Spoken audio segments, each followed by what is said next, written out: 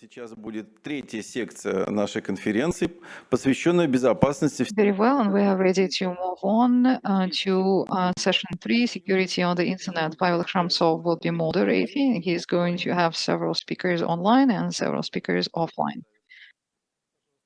Pavel, will you do the introductions? Yes, our next session is security on the internet. We have 5 speakers. Well, actually, security on the internet, that theme deserves a conference of its own, and that's what usually people do. But in our case, please be seated. It's good to see you. But anyway. Нет, ребят, давайте садитесь, не стесняйтесь. No, guys, please take your seats. Don't be standing. Vanya, where are you? Is everyone here? And Alexander Venedyukhin is going to speak from afar.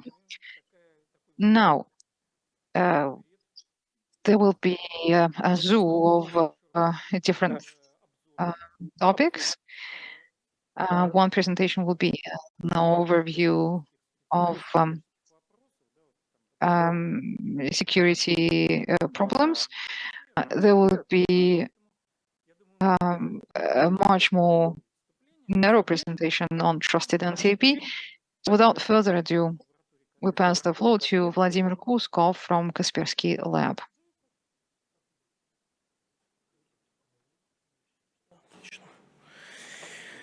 Да, добрый день всем.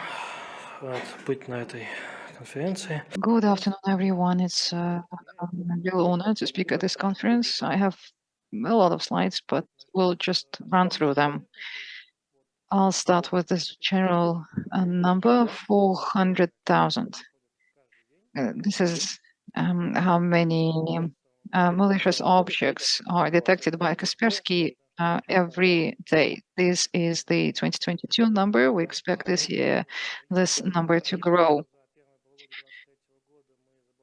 In the first 6 months of 2023, we blocked more than 1.5 billion attacks that are web-related one way or another, and out of them, 462 million were malicious and potentially unwanted URLs. We protected 185 users from encryptors. From those who could have potentially lost money from their online bank accounts, and 110,000 users were protected from ransomware attacks. And this is our geography in Russia and the CIS. The number of our unique users that were attacked, who we protected, went up by almost 8%. We saw growth in other regions as well, but not as dramatic. These are the industries. Retail is in the lead, government, IT, and professional services, they're all runner-ups. This is data from our incident response service. And the picture is similar to what you have already seen. Manufacturing is in the lead. In terms of vectors, the top 3 are shown on the slide. Exploit public-facing apps, compromised accounts, and of course, malicious attaches in the email. This is what perpetrators use to attack companies. Here is another cross-section. Kaspersky managed detection and response statistics. Industrial, again, is in the lead. IT, government, finance, and others. Now, looking at the types of incidents that were identified,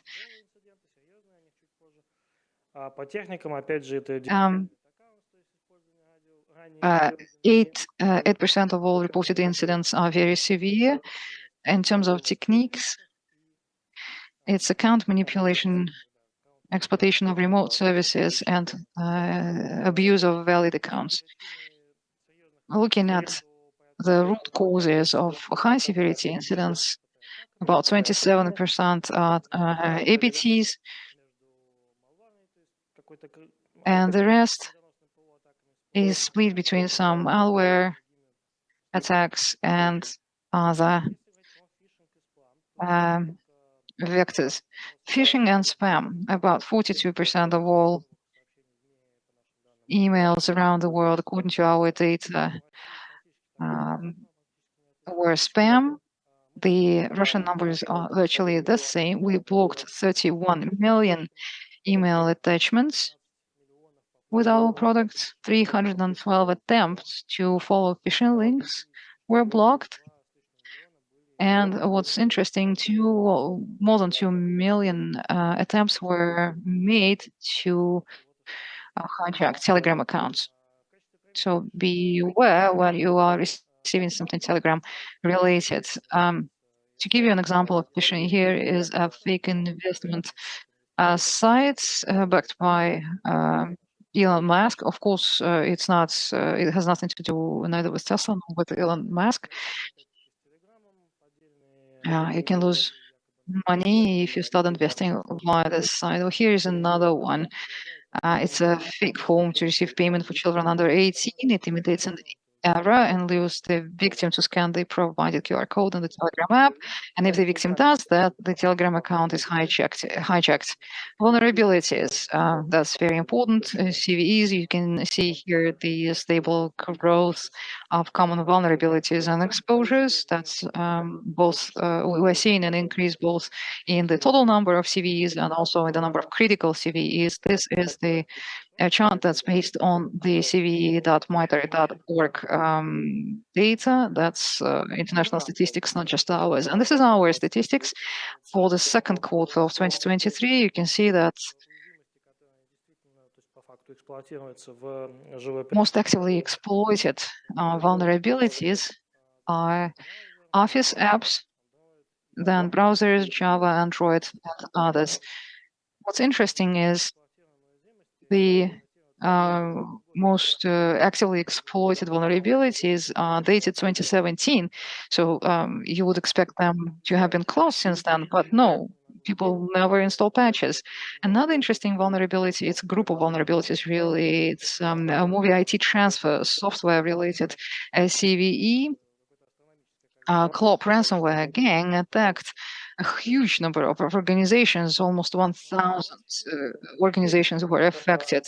Speaking about ransomware, I don't know, maybe you know it, I didn't know it, but most ransomware criminals have blogs in the dark net, and you can analyze their publications where they boast about how much money they managed to incite from those who they attacked.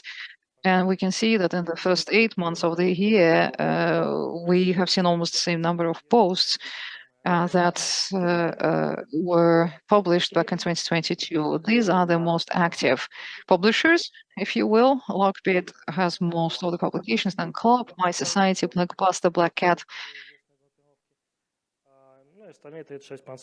and the 36 are others. They are split between other ransomware gangs.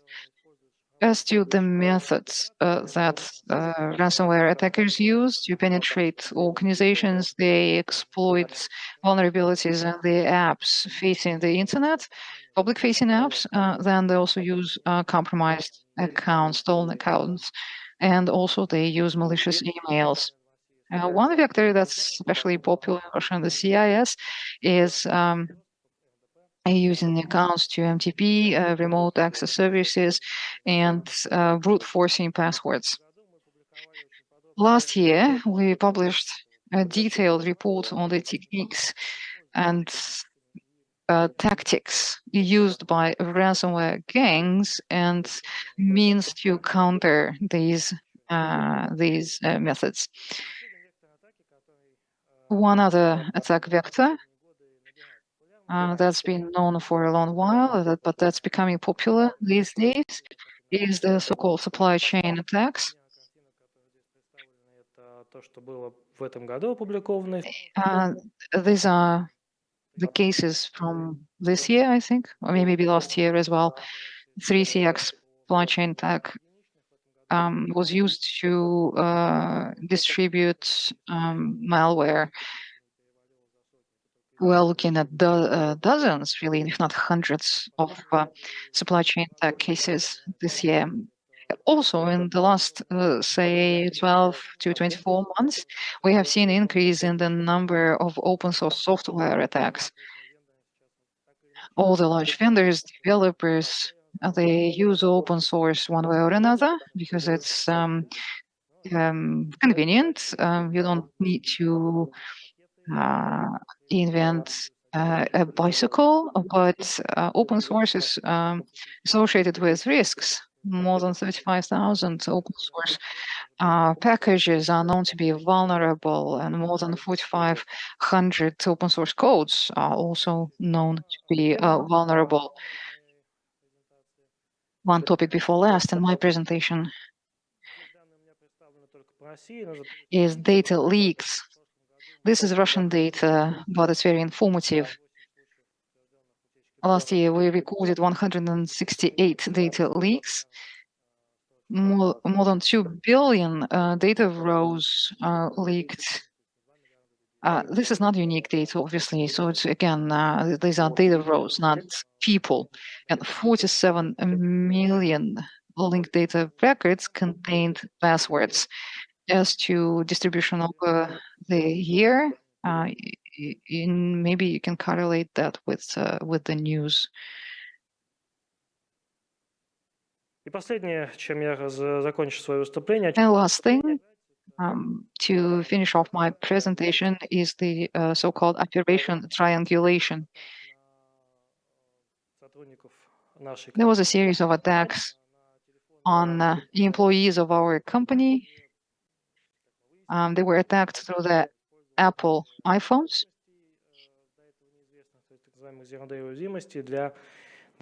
The so-called zero-day vulnerabilities in iPhones were used to deliver spyware, stealing data from various sources, including messengers and photos. We made several publications, and the QR codes on this slide will lead you to these posts. We used Cuman CM to identify the vulnerability and to detect connections to untrusted domains. That's it from me, and thank you for your attention. If you have any questions, I can answer them. Vadim Mikhailov from TLDCON. Do you have the statistics, or even if you don't, can you make an educated guess how often IDNs are used in attacks? No, I will not be able to give you numbers, but I can find it out. I need to ask my colleagues. I know that IDNs are used in attacks. Okay. What's the most favorite zone? Maybe you know this, at least in our region. Well, it depends. It depends on the region. It depends on the region. .com is used. .ru is used.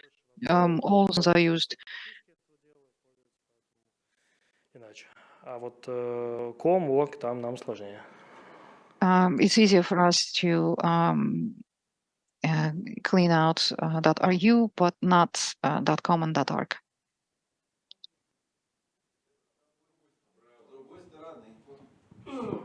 It's on another side from you, right? Okay, any further questions? I have a question.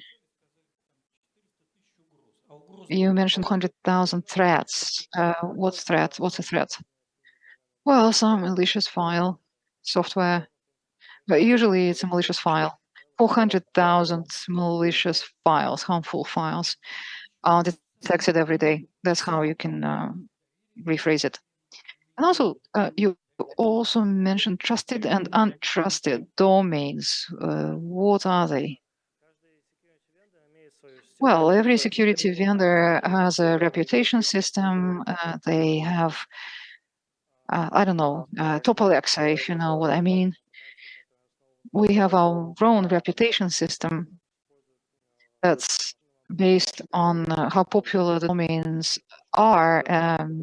They're based on machine learning. So it's a comprehensive issue, really, and requires a complex approach. And we designed our own methodology to determine which domains are to be trusted and which are not.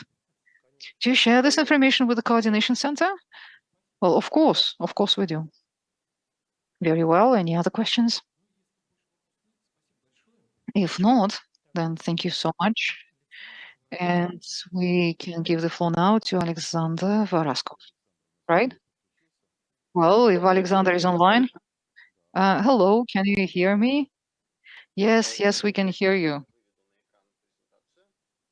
Just a second then, I'm going to share my slides.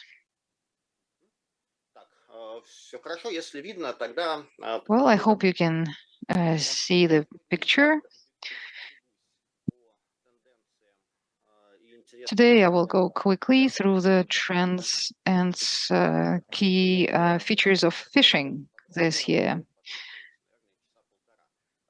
It will be a short presentation. We just don't have time to go into all of the details. There are lots of exciting stuff happening around. But again, the time wouldn't permit me to cover everything. So let's just look at the highlights. Let's start with phishing dynamics. In the last 10 years, phishing was developing in an evolutionary way, not through a revolution. Social engineering, still social engineering, however, the engines are changing and everything that's under the trunk is changing, and also the criminals respond quickly to the social environment. And in my presentations, I always refer to the recent events that were abused by the criminals. So the first trend of the last several years in phishing is maximum automation, and it applies to everything, really, from the process of domain name registration to the generation of phishing links, to interaction with the victim, and to withdrawal of stolen money.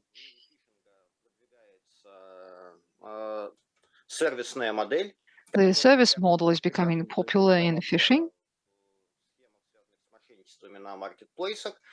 Marketplace frauds used to use this model very actively, but now it's gone beyond the marketplace media, and now the same service model is offered to hijack accounts. It's something that became popular a year ago and is still popular today. Several other attacks are also following the same model. And for me, as a scholar of this phenomenon, I see that there are fewer and fewer inventors in the market, innovators, people who are still creative. Actually, the market is now being shared between big criminal gangs or groups that streamline their processes, standardize the tools that they're using. Another important trend is stealth. Not everything, but one half, perhaps, of the phishing sites that my colleagues and I detect use obfuscation methods. In a classical scenario, an individual link is generated for every potential victim. again, it's a technique that proved itself in the attacks on marketplace users. A Telegram bot would generate a phishing page specifically for the user. The link will be valid for a certain period of time. As soon as it expires, well, it stops working. So if you click this link after it expires, it will be redirected to a popular website or to a search engine, or and this link that the victim stored will not be active. But still, you can find these resources, and it drives us to improve our own methods of phishing detection. In addition to individual links, other options are available. For instance, the potential victim's data is analyzed. And this data includes screen resolution, behavioral analysis, operating system version, and other data that can be collected. For instance, whether the user actually clicked on a specific link or not. Доменов, которые никак не связаны с брендом, который... The third trend here, which is related to the previous one, is the use of domains not associated with a specific brand. Many domains are generated automatically, and in the phishing attacks, either individual isolated domains are used. They're just letter and number combinations. Well, actually, in the recent attacks targeting messenger users, dynamic strings were used.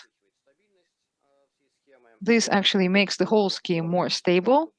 Even if several strings are blocked, the chain will stay active. It's just the redirect order will change. And of course, such strings are more difficult to detect, although that's not impossible. To go back to item 1, actually, maximum automation. As I was saying, everything is progressing towards automation and technical complexity. However, there are some exceptions to the rule. Alongside automation, we see an increase in the use of combined data processing to get access to the bank customer profile or to a messenger account. What is done is the victim goes to a website, enters the data goes to a Telegram bot. On the other side of it, there is a real criminal, a live person, who is processing everything manually and enters the data, say, on the bank website. It turns out that by doing this, when attacking customers of banks, the criminals are able to avoid two-tier identification or two-factor authorization. Item 4 is a decrease in the use of internet acquiring. 3 or 4 years ago, when analyzing a fake bank website or a fake e-commerce site or a website that offers some payout or a subsidy, the victim would enter the credit card data and the money would be withdrawn from the card, sometimes several times through a paid subscription. Now things have changed. Today, the emphasis is on obtaining access to the customer's profile, say on the bank's website. And when the victim shares their personal data and the bank card data, the manuals will try to log in manually into the bank's website. Имитируя бурную деятельность, имитируя процесс обработки информации, все ради того, чтобы человек ввел... So that the criminals would keep the victims busy by imitating some activity on the bank website, making or forcing the victim to enter the second authorization factor. And the fifth trend is the inflow of low-skilled personnel into the industry. This all happened because of the development of the service model. We have a team of attackers who develop high-tech tools, and then they would rent them out to anyone willing. So the model was also tested in marketplaces, but now it's gone beyond that. And as a result, phishing attacks are becoming large scale. They are becoming massive. Here are the top 6 non-targeted phishing attacks in 2023. Why top 6? Well, I don't know, just because they are the pillars on which everything else rests. There is much change compared to 2022. What's new is hacking Telegram.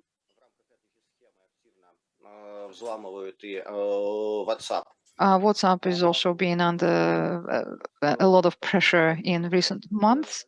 Everything else pretty stable, no revolutions again. Bank phishing is a good old tradition. Fake banks that have existed for decades, fake investment platforms, we'll go back to them later.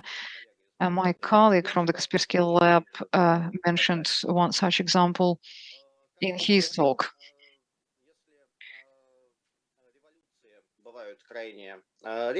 Again, revolutions almost never happen in this field, but phishing is constantly evolving.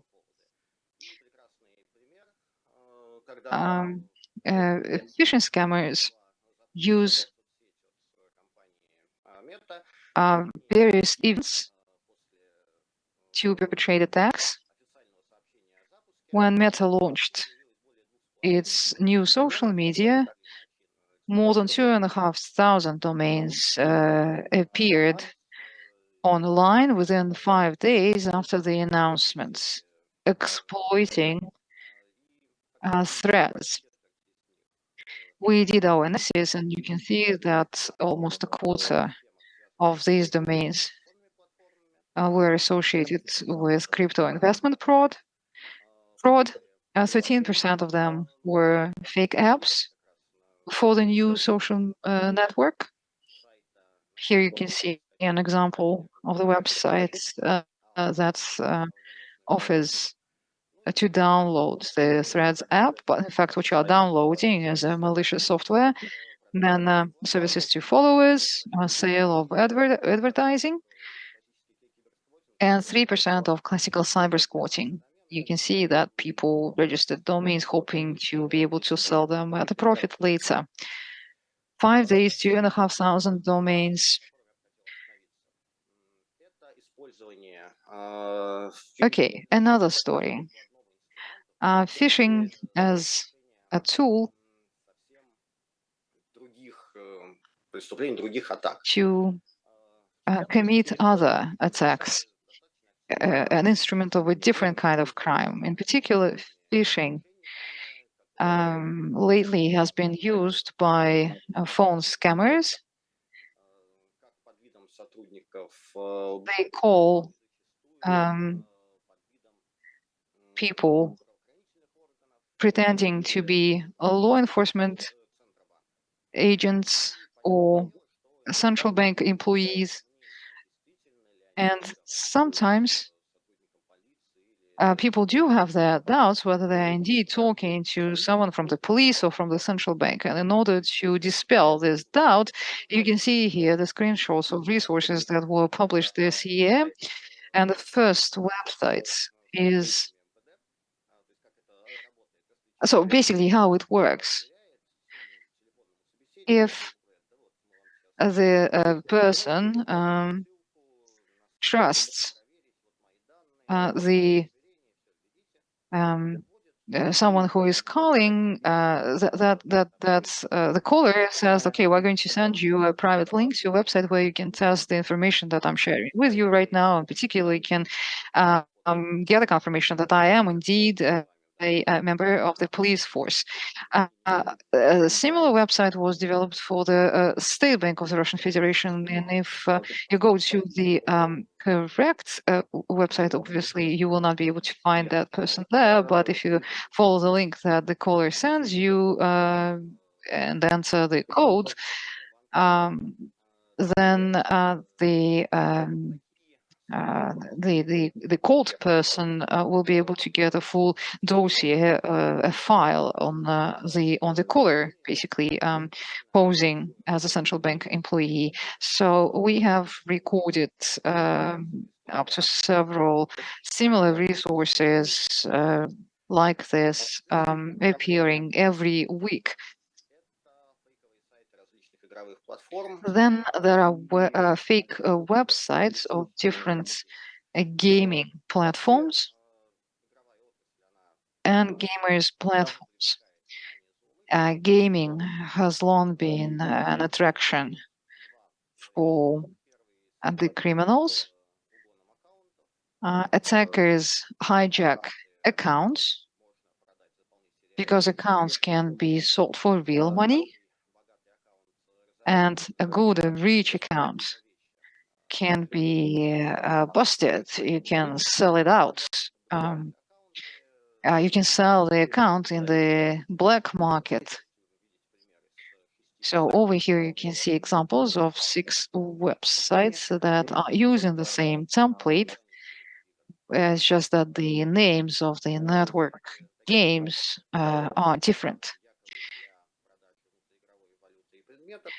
Well, the websites pose as places where you can trade game currency or other assets, but in fact, they just hijack the profiles or all the assets from the profiles. We have seen some decline in the number of those attacks last year, but already by spring, this market recovered, and the threat level is stable and is very high. Next, my favorite fake investment platforms. My colleague from the Kaspersky lab mentioned it. Why is it my favorite vector? Well, in the last 8 years, that's since the time that these platforms emerged, I started my collection of templates. So what you would usually get on a fake investment platform is a face of a celebrity, especially Elon Musk. Elon Musk has always been a favorite. Then Pavel Durov.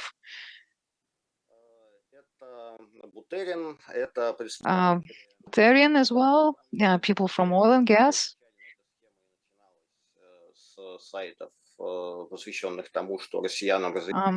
The whole, initiative started when the rumor went out that Russian residents can now trade oil and gas as private investors. So, I mean, you can now invest into Tesla, you can, Russian defense industry, you can make investment into the Russian defense industry, into special R&D for the Russian Defense Ministry. We detect at least 60, maybe 70 new platforms like this every day. There are about 5 to 6 templates that criminals use. Over here, you can see three templates really out of these 4 examples. So basically, we are talking about fake crypto currency platforms. People are lured to them. Он еще оставляет свои контактные данные. People are asked to leave their contact details, and a personal financial advisor contacts the victim. And as a result, this advisor manages to persuade the victim to install an app to conduct transactions, and then gains remote control of this app. Another trend that I have already mentioned is my Telegram account hijacking. This wave started last year. It peaked around New Year. Then it went down, and then sometime from April, we have seen a growth in the number of attacks on Telegram. Phishing resources are created by thousands. The wrapper changes all the time, though. Today, what's trending today is subscriptions to various music services, then different payouts, and also voting, like to vote for a kid's drawing, for instance. You are invited to vote for a kid's drawing. So kids drawing are ever popular. Используется еще и тематика благотворительности. And charity. Charity is also often abused, collecting money to sponsor treatment. And Telegram is presumably used to verify the account.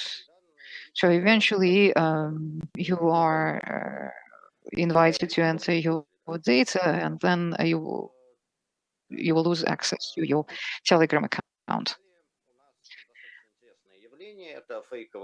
Next, fake resellers and fake e-shops. E-shops that sell everything. After the pandemic, they flourished, they bloomed, but then somehow later their popularity dwindled, and compared to other phishing attacks, we had fewer of those fake resellers around 2021, 2022, but then in 2023, they were revived. You can see here is the same template. It's just that the brand name that's different. Every day in the Russian segment, somewhere between 5 to 20 new fake resellers or e-shops appear. One question that I hear quite often is how do you distinguish a fake reseller from a real one? And I can never give you a precise answer. There is no silver bullet. There isn't one criterion that will help you to understand that you are looking at a fake. Well, I'm trained in this, I'm experienced, and by just looking at the page, I can guess whether it's a fake or a real store. But if it's your first time encountering this phenomenon, it can be quite confusing. And the growing number of those resources is a testimony to the fact that they are stable, they're growing, they're generating profit.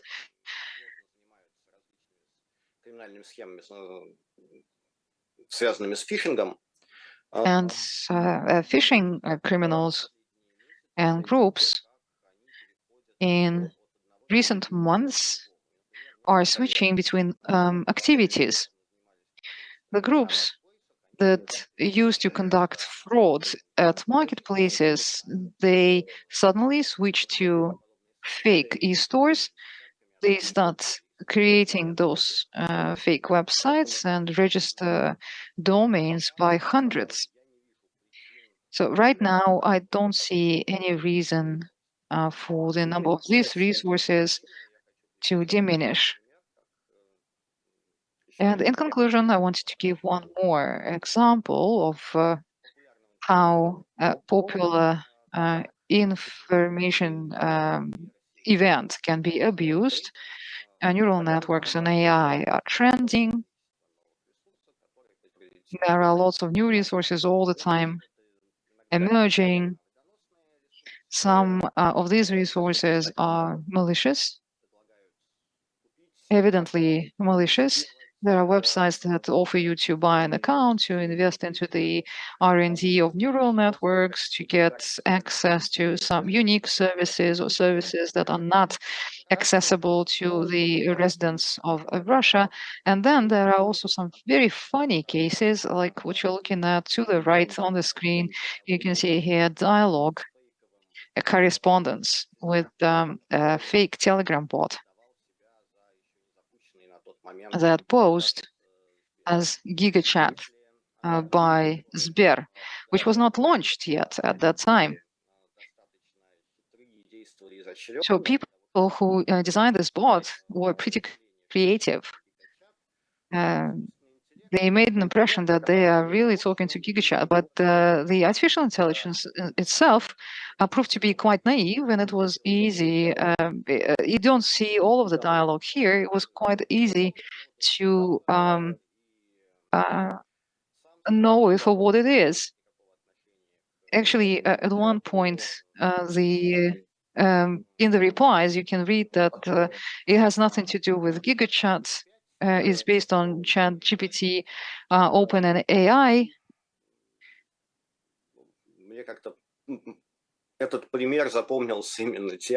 So I liked this example because the bot, the neural network, proved to be so naive, much less sophisticated than its own designers. And finally, an unexpected surprise that I came across this year as I was investigating a phishing attack that affected more than 30 Russian brands. We noticed that random generated domain chains were used in the attack.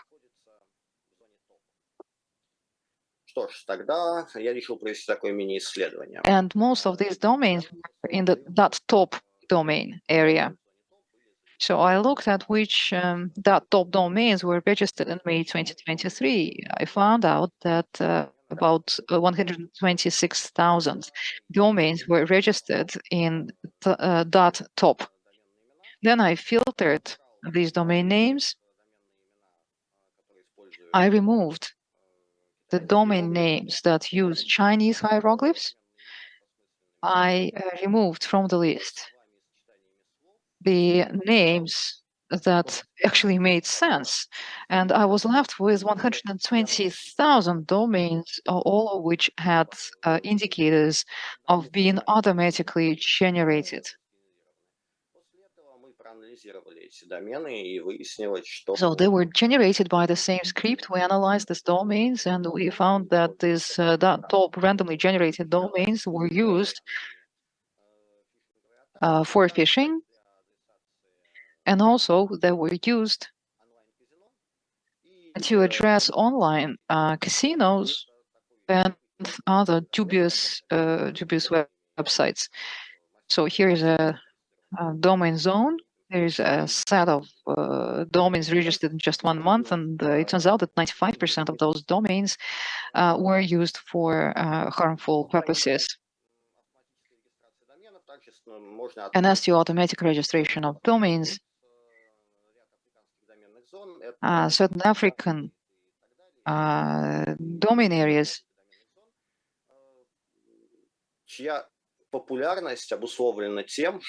became popular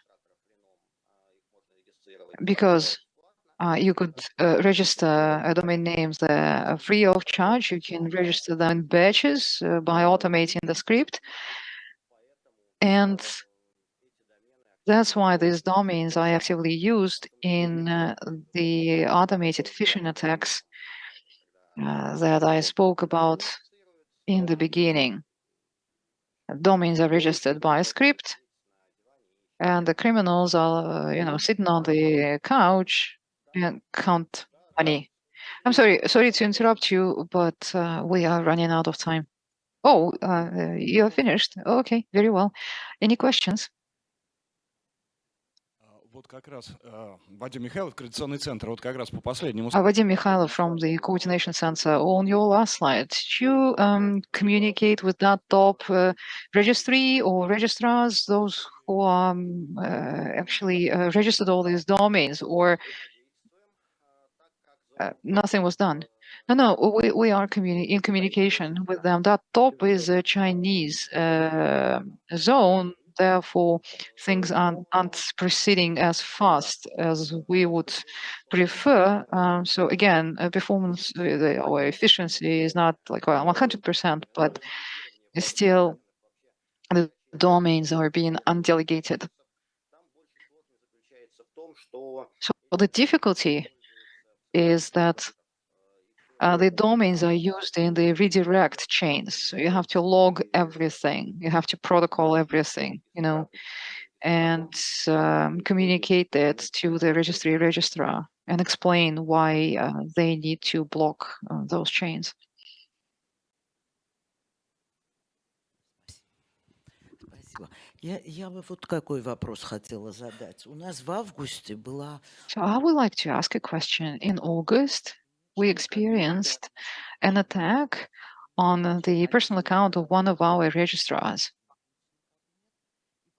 So one account was hacked, and then the criminals did something curious. I understand that maybe you can explain it to me. They started changing DNS, and then they started changing addresses, substituting addresses. What's the point? Well, what do you mean? They substituted records? Well, we don't know how they gained access to the profile, to the personal account, but having obtained access to the account, they started changing the DNS. But why? To undelegate? Oh, well, actually, if I understand your question correctly, then this is quite a popular attack.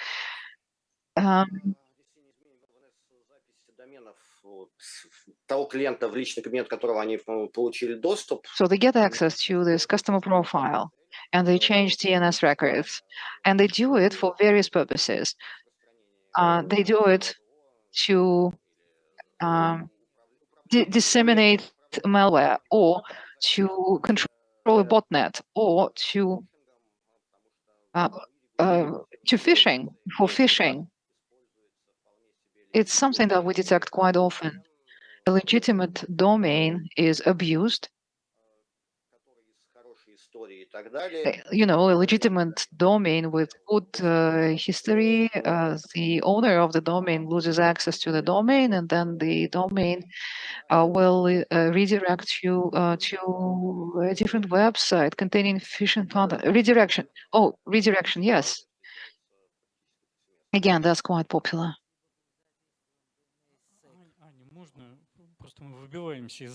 Ani, we're really out of time. Sorry.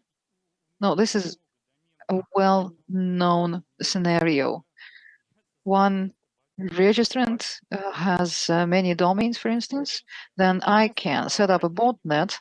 I will send my NSs there, but the IPs will be mine. You are no longer in control of the zone, you see? Oh, I see, Alexander. Thank you, Pavel. Well, unfortunately, I'll have to stop the Q&A session because we're really behind the schedule. Our next speaker is Artem Izbaenkov. Artem? Hello, colleagues. Welcome to Petrozavodsk. Ну, он был всегда. Today, the topic of my presentation is DDoS, the good old DDoS. However, even DDoS is evolving. There are new tactics emerging.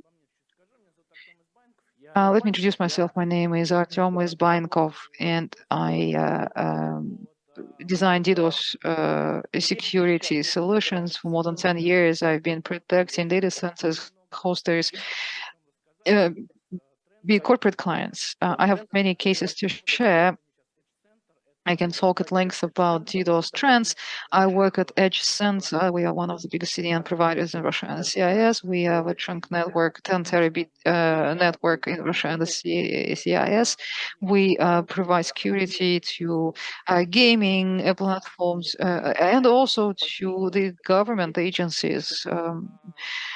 So again, a lot of experience, as you can tell. DDoS attacks. I mean, you have at least heard about a DDoS attack, but I know the time is running out. Still, what is a DDoS attack? The question is not what it is, but what is its purpose. The purpose or the objective of a DDoS attack is they want you to be receiving denial of service, for the website to deny service to you, for the web infrastructure to deny service to you, and as to how this can be achieved through special tools, through botnet.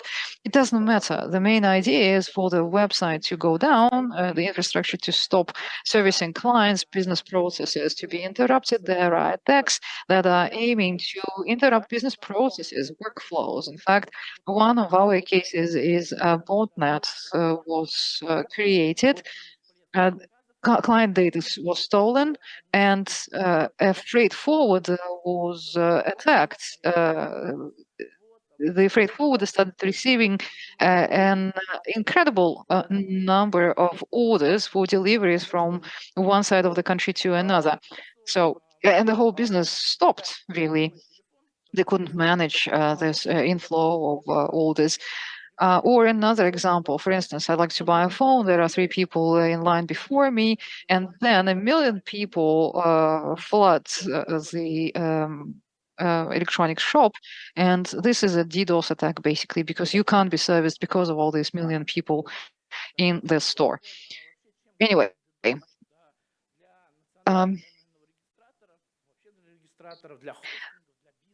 for a registrar or for a hosting company for a business, DDoS attack is dangerous. I mean, think about your infrastructure. If you have your own experience, you don't need explaining. And as soon as you experience DDoS attack, it teaches you to buy appropriate infrastructure, to buy and install solutions. If you never had this experience, probably you will not be investing into this protection.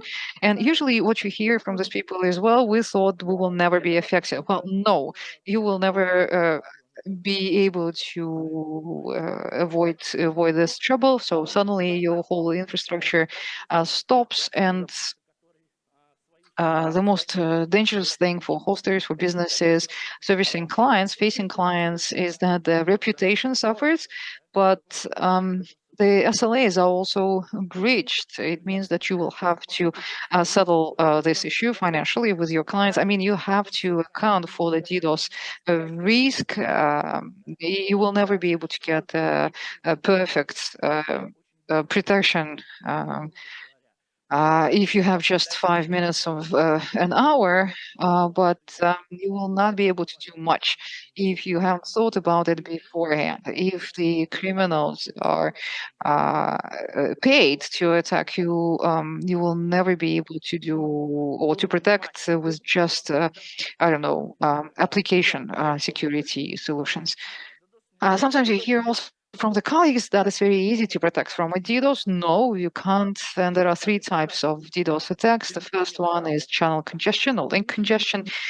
This is or link overflow. This is when the criminals are generating traffic that exceeds the capacity or the broadband of your channel, your clients can be attacked, and then you will be attacked indirectly. Your infrastructure can be taken down, or the provider uplink can suffer. Sometimes we would lose whole regions and data centers because the customers of these data centers were under an attack. So again, a lot of traffic. Another one, and it's one of the current trends. The second type of attacks is networking equipment attacks. So small packets are generated, not big ones, small packets, but still your networking equipment can't handle it. Juniper, Cisco, other high-class hardware with their own ASICs will be able to handle those packets, but the perpetrators generate hundreds of millions of those packets. Routing equipment hardware stops working. They are not delivering the packets to the addressees. They are small, but they are multiple. We are talking about hundreds of millions and even billions of those tiny packets. And the third type of an attack is an application failure or a service failure. Usually we are looking at web app attacks. They are often under an attack, and also DNS. You can generate a valid request or request to your server to resolve a domain area that belongs to it, a valid request and a valid packet, but then the packets are doubled and lots of them are sent to the DNS server. So it's very difficult to protect from them. This is an application level attack that targets a specific application. Today, the world is split apart.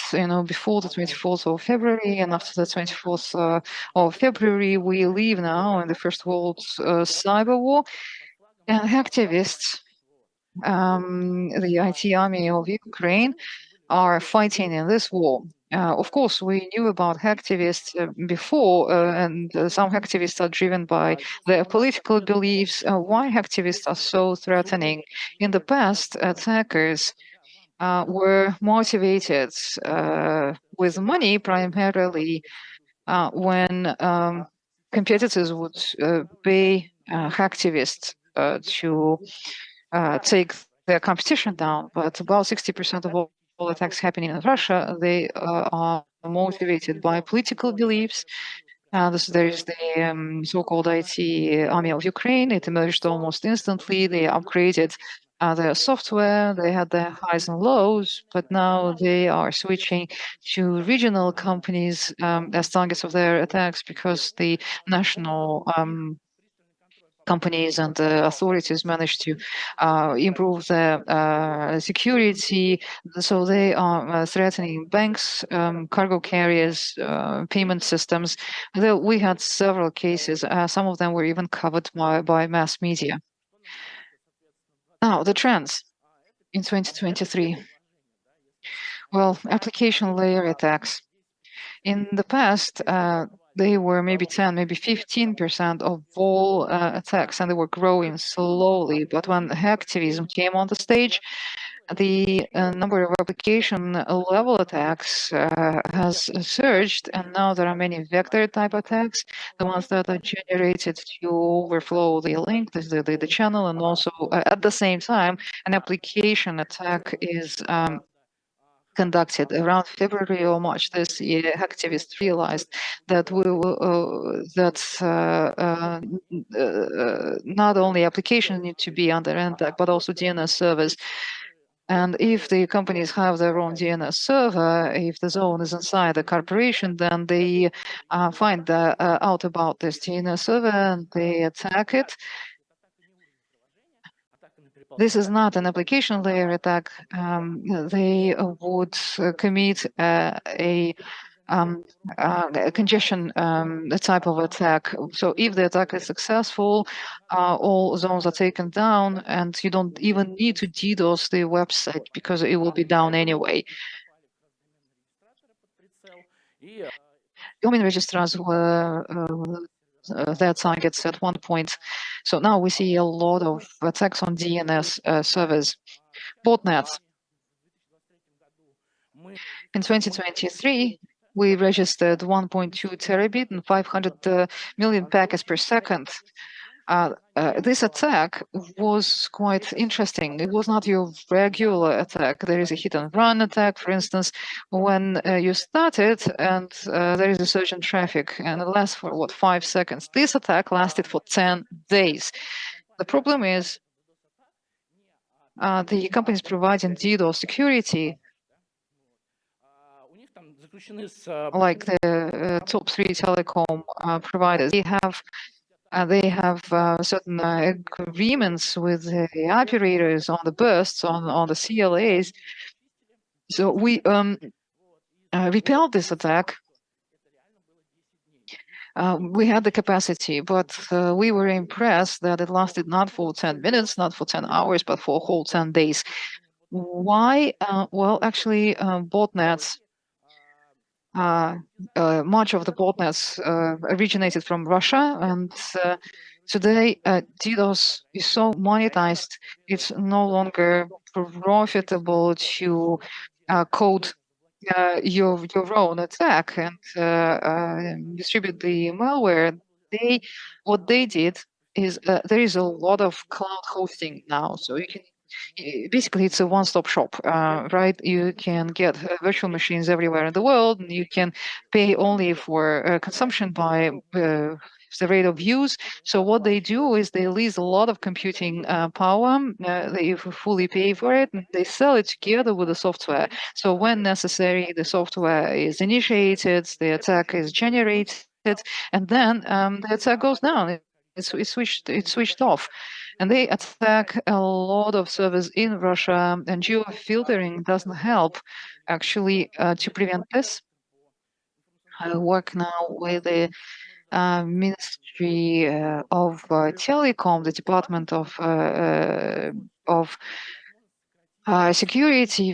We developed, we drafted new hosting security protocols, and soon they will be presented. It's very important. It will help hosting capacities to be protected from DDoS and other attacks. We had this huge attack in Novosibirsk. I called the director of this company. They couldn't do anything about the botnet that they had, because there weren't any regulations prescribing to them what they should be doing. And we offer comprehensive protection. Some companies believe that it's enough to protect the website from DDoS. And yes, you can enable it within 15 minutes, but it's not enough. You have to protect your infrastructure and communication channels. You have to talk to telecom operators and DDoS services. You connect to them via BGP and make announcements. The network via them. This is how you protect your perimeter, and then you protect web applications specifically. And again, here there are several stages. There is an anti-DOS, anti-bot, anti-hacking protection. The important thing is you understand that there should be protection of their channels, like DNS. You can only protect DNS if you protect your channels. And interesting cases, little time, 2 cases. I knew there would be little time, so cases. Again, if you would like to hear more cases, find me during the coffee break, or I can research your infrastructure and make recommendations as to what you can improve. So here's a data center, a government data center that was located in one of the Russian regions. After February 24, they were under an attack. They enabled the protection from one telecom operator, and they thought that would be enough. The attacks went, they stopped, and then the minister of this region came to the data center. They performed data center and a stress test, and they showed how we showed to the minister how you can disconnect everything, disrupt, and bring everything down. It's just one phone in the hacker's hand. So in this case, the problem was that this data center had just one link, one channel. It was using white IP addresses, and this enabled the attack. And one other national domain registrar, no names here. It was a multi-vector attack. It was a well-prepared attack. It was set up by hackers, not activists. It was an application layer attack.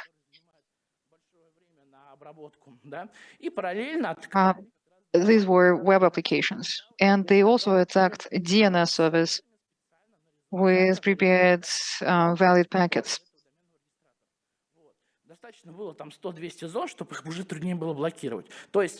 Even if they had 100, 200 zones, it would be more difficult for the hackers to carry out this attack. So what we did, we installed monitoring and detection. There are now traffic analyzers operating at the registrar. They look for anomalies inside and outside of the network. Трафик на очистку, не заворачивать. Много разных вариантов. Поставили очистители внутрь, настроили. We also installed traffic filtering. Риск менеджмент по поводу отработали все. We wrote down the policies and risk management policies too. When protecting from DDoS, one of the key rules is not just to have good equipment and service, but to have good support, because you don't have DDoS today, but you might have it tomorrow. You call a support line. Can you open a ticket? Yes, we can. It's been a day. Okay, after one day, you receive a message from them, so your ticket is now recorded. No, DDoS is here and now. You should be able to get in touch with the leading engineers and to get them online. I mean, if automatic solution doesn't work, and actually automatic solutions will not be able to provide you with 100% foolproof protection. You need to get, you often need to get people involved. I'm now developing and patenting a neural network that detects and repels DDoS attacks.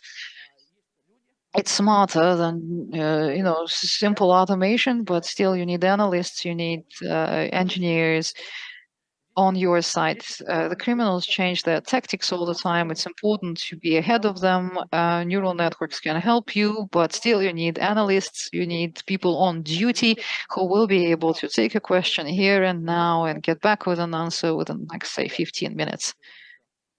That's it. Just one question, okay? We can take one question. But please don't ask which registrar was on the slide one before last. Zhenya? Hi, my name is Evgeny Kuskevich. I'm from Data.su. You said that many attacks originate from inside Russia. What is the percentage? And how do you determine the origin? Okay, there are different pieces of software. The hacktivists use a database of proxy servers around the world. In this database, when targets are updated, the proxies database is uploaded again. And if you look at the trends, about 50-60% are proxies from Russia. So that's one thing. As to geolocation, we use OffMind. We have EdgeIM company in Armenia. We've got MaxMind, and we use it to determine the origin, the geography of the attackers. Okay, if there is time left, I will I'll let people ask more questions. Now the floor goes to Alexander Venedyukhin, protocols, tunnels, and the rest. Sasha, can you hear me? Certainly. Very well. Here are my slides. Скажите мне еще, что ее видно. Once again, please let me know if you can see the slides.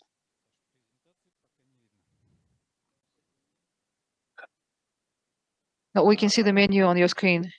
You need to remove it. When you are sharing the slides, please share not the screen, but share the presentation. Where do I do it?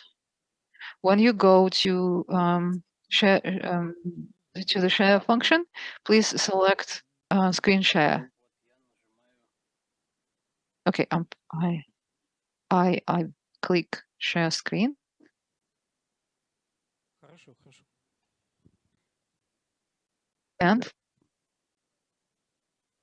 Сейчас нормально? Вот, давай. no, you need to select PowerPoint. We can still see the menu. Подскажите, вот это хорошо по DDoS. We can see the Zoom menu on your screen. Let's just move it somewhere. Okay, that's okay. Well, I only see the presentation itself.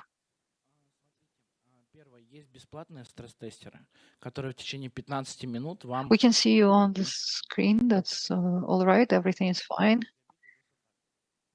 But there is one more question to the previous speaker. A small DDoS attack is about 30%. I mean, you can disrupt 20-30% of small and medium business. You can relaunch it like basically free of charge. And the school kids, they do it. I mean, school kids are people who know little about DDoS. And as to the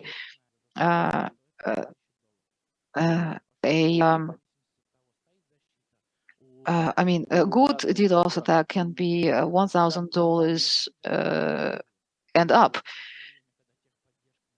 I mean, you can penetrate through any protection. You can do it, especially with applications at the time when the SWOT service is sleeping, for instance. We did stress testing of virtually all of the domestic DDoS protection services, and the results are not satisfactory. Well, it's wonderful that our country has a lot of domestic services, and we are standing against the Ukraine IT army. So once again, $1,000, $10,000 per attack. I mean, that's not expensive. It depends on what the objective is. What's the purpose of this attack? There's a question about CDNs, actually. CDNs, content delivery networks, cannot be DDoSed, basically. It's a geo-distributed network. There are individual instances around Russia to cleanse traffic is what we use. We use the same approach. So the static content, no, it's not DDoSed. A dynamic traffic is DDoSed. When you DDoS a CDN, the static traffic is delivered from the provider's nodes, not from the backend. So the difference is in the static versus dynamic traffic. Alexander, are you ready? Well, yes, I've been ready for a while. I don't know if you can hear me. Yes, loud and clear. Okay, you can see the slides very well. So the presentation is on protocols and tunnels and address space. However, the presentation is of philosophical nature. Why tunnels? Because today tunnels are indispensable elements of many new protocols. на стороне пользователя. То есть вот новизна как раз состоит в том, что раньше пользователь... The novelty is that in the past the users knew little about it, but today the users are quite familiar with VPNs and stuff. So today it's a very important element of everyday life. From the IP perspective, it turns out that things change. The protocols of different levels intersect, and the logic is confounded. I will not explain what's written on this page because that's historic data. The modern state of affairs is looking more or less like this, what I'm showing you now on this slide. There are protocols over other protocols, and on top of other protocols, TSO over HTTPS is a good example. It's like DNS, but it's not in fact DNS, not truly, and it operates via HTTPS and DNS and the HTTP. So it's there are so many add-ons and top-ups that everyone is confused. Very often, the nodes are still identified on the side of the user or the client and on the side of the server. A specific server continues to be to identify using IP, but since at the level of an application, there is a spaghetti of protocols. In fact, not much we will be able to identify both ways using IP. And the channel node, I mean, this will no longer be a relevant or analyzable structure. I will probably not dwell on encrypted client hello, which is actually a good example of what I'm trying to explain here. But if you, this is, you have a regular user with a mobile phone, and this is how people access the internet. So there's the last mile provider, there's NAT and DNS of this provider, and to the right, I should have drawn a big cloud. Well, I think it requires no drawing. So there's NAT, and there's an IP address, and the user accesses some web services in the big internet to get the data. But now things are much more complicated. This is how they would usually look like in reality, because this user now has at least one VPN, often several VPNs.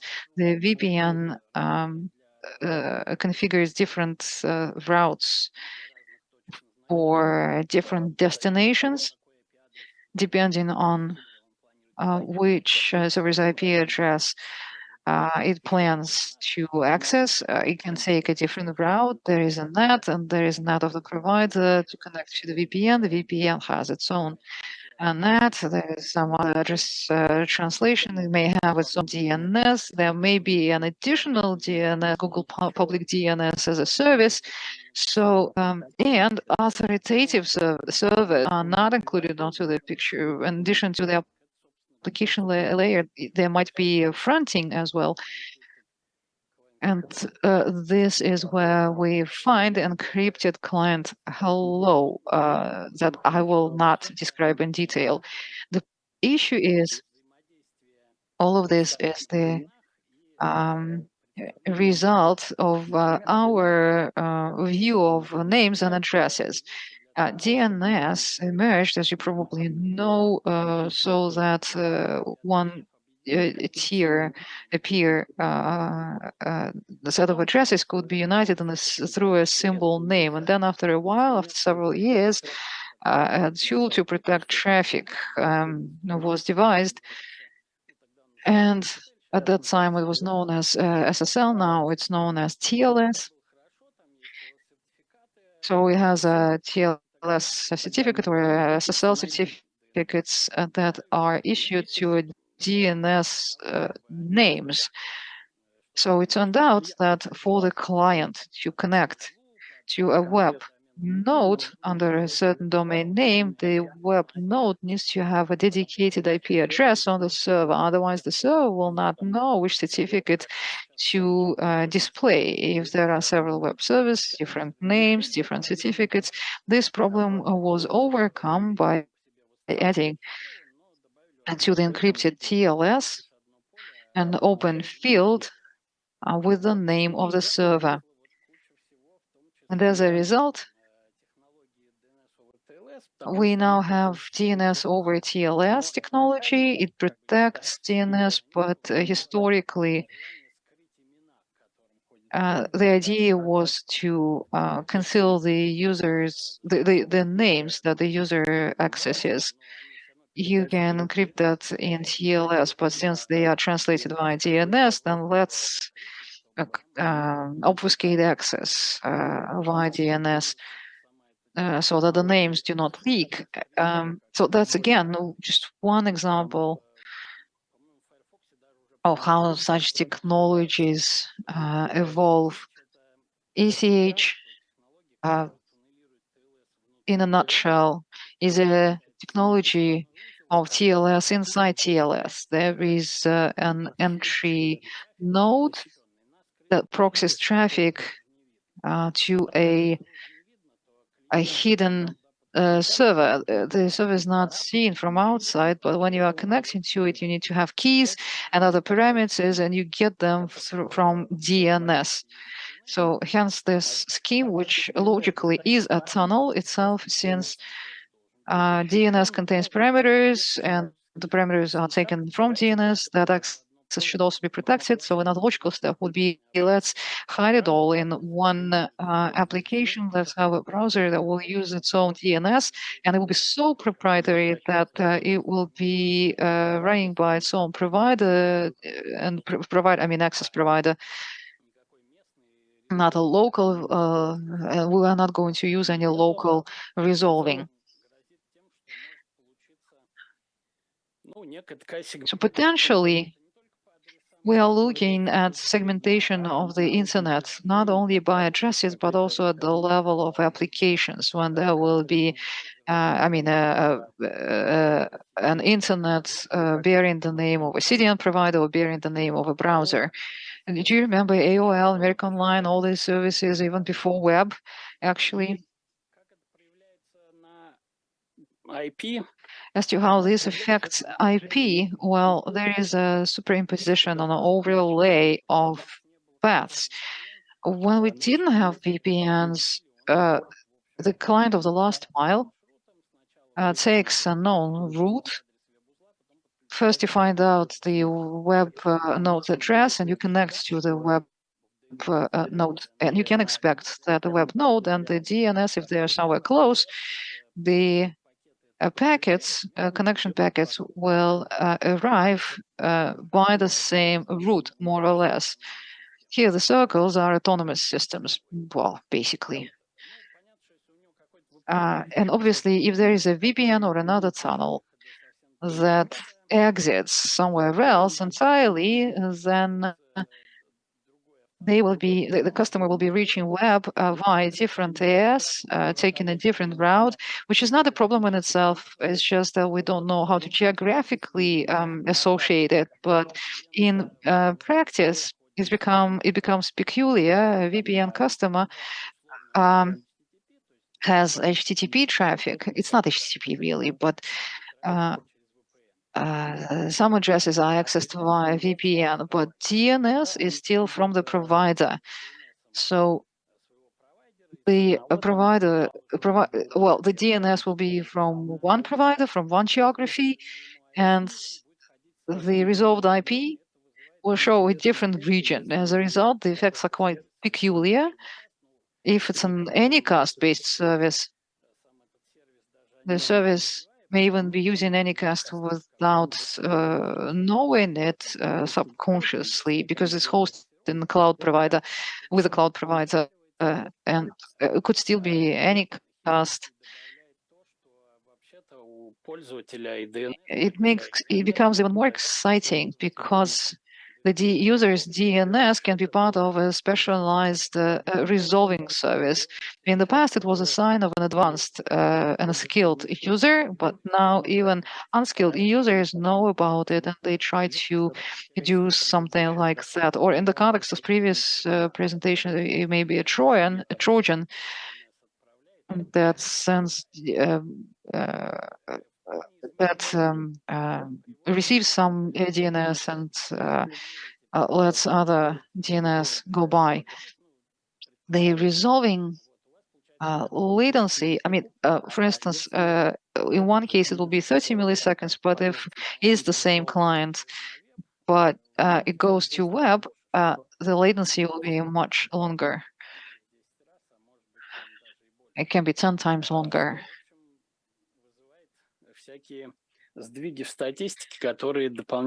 As a result, statistics will be affected, and we'll have to find explanations for these anomalies in statistics. So here is a fictional website that the user accesses. A user accesses the website via browser, and this is how the website could be accessed. So the page code was received from the web server, and the user enters or comes with one IP, the IP of the user, and then on this website you have to log in into some additional services using some outside server, and you access this service using VPN, so it will be a different IP. And then some files, I don't know, maybe you will be gathering them from some CDNs that you will be accessing by a third route. It's less likely, but it's still possible. So 3 different IPs on a single website. For many years, we were not surprised if a web server website would have many IP addresses, 10 different IP addresses. Not an issue, not a big surprise. But now the situation is reversed, and in the context of just one page, very quickly a real user comes to the website, and the same user has different IP addresses. It's not a bot, it's nothing. It's a regular user. So if anything is changing, that's what's changing. You want to measure something via web, like the speed of access, for instance. In order to collect these measurements, you have to share JavaScript code, a primer, with the user. It will generate the relevant queries in the user's browser. But this primer was received using one IP address, but the servers that actually do the measurements will be accessed with a different IP address. You have to take into account that potentiality. Cookies, well, you may not necessarily see them, but it's a phenomenon that used to be pretty exotic in the past.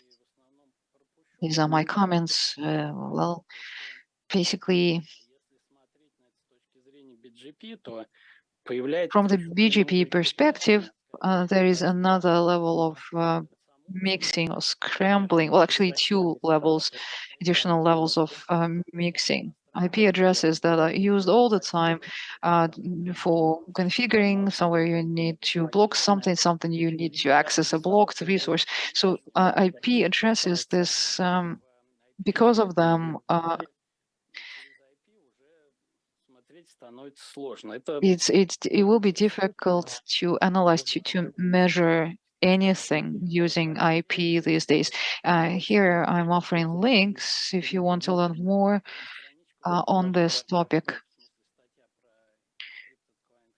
There is an article on encrypted client Hello at the TCI website, and IDB is our website. There you can find more papers on autonomous systems and other studies.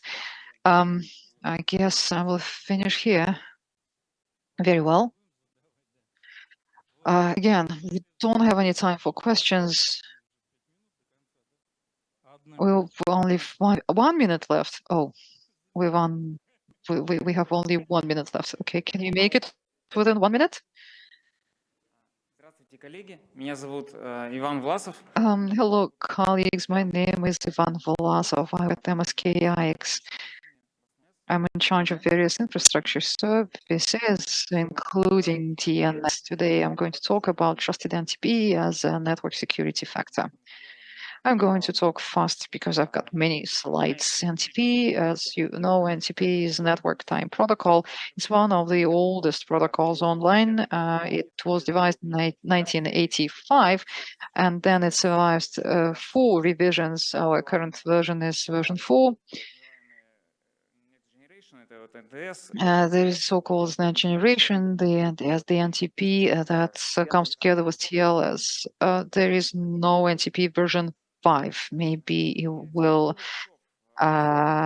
exist in the future, but it doesn't exist now. Now, in your infrastructure, what affects time? What affects clock?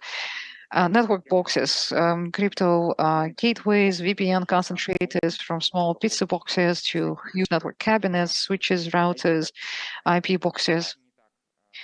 What can go wrong? Logs, which is the least of your problems. It's just that it will be all confusion in CM and the logs will be useless. Well, the network box maybe not reading the time properly, the syslog maybe not recording the time properly, CM may fail. So it's a big question mark where to look for the issue. It all depends on your actual infrastructure.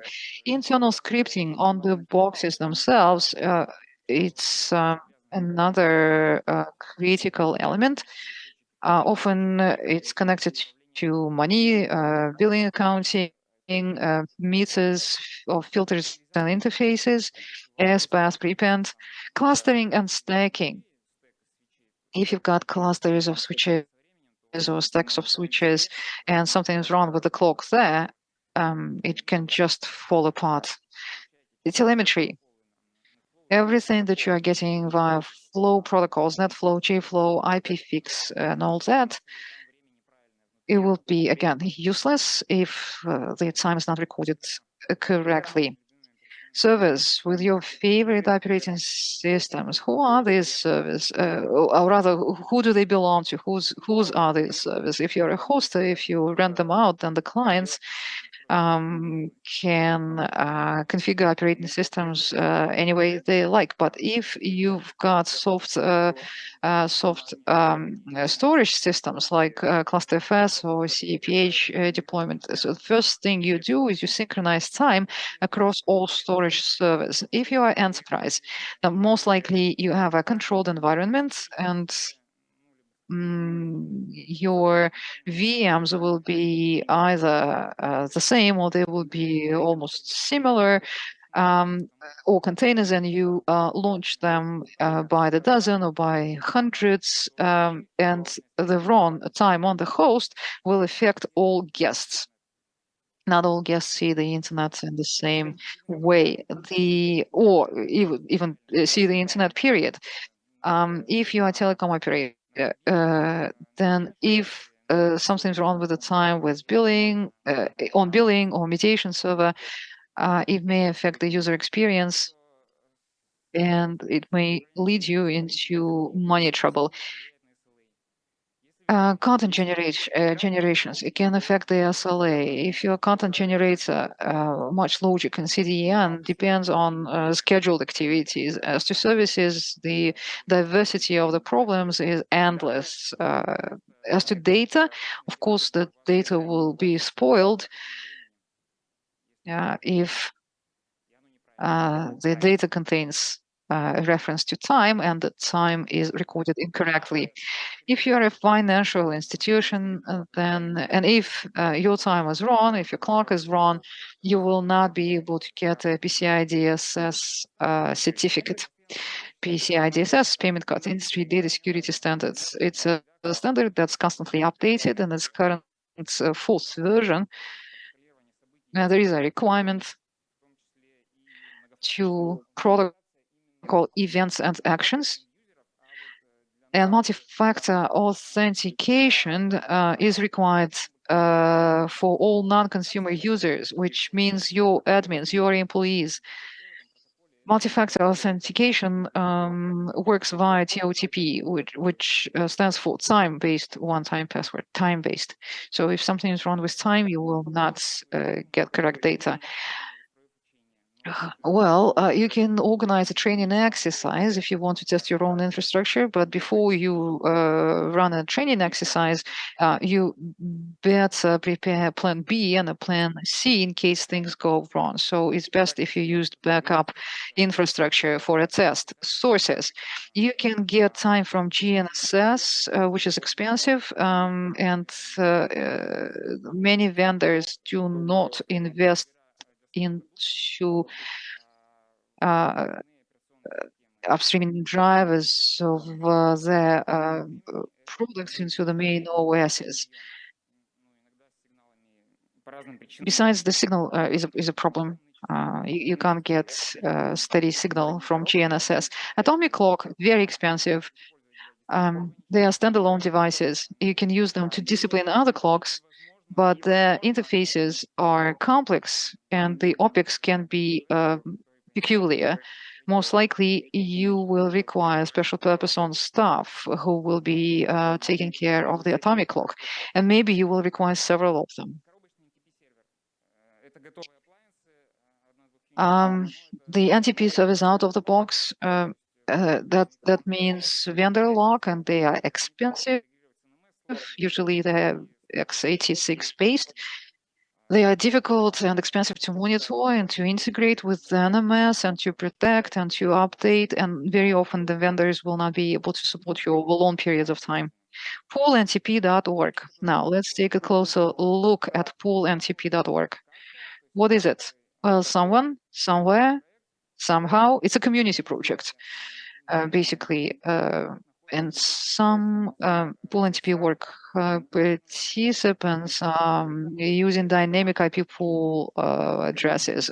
That's, well, some of them, not all, but some of them use this domestic connections. And according to the policy, the participants should use all versions of the protocols for all.